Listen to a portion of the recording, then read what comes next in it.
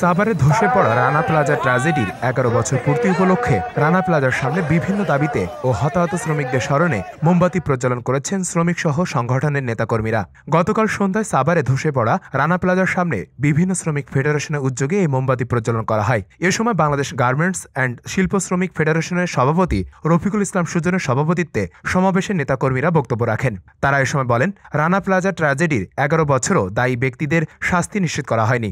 আমাদের দাবি 24 এপ্রিলকে শোক দিবস ঘোষণা করা হোক। পাশাপাশি হতাহত শ্রমিকদের ক্ষতিপূরণ, সুচিকিৎসা, পুনর্বাসন, স্মৃতিস্তম্ভ নির্মাণ এবং রানা সহ সব দায়ী ব্যক্তিদের দৃষ্টান্তমূলক শাস্তি ও নিরাপদ কর্মস্থল প্রদানের দাবি জানাচ্ছি।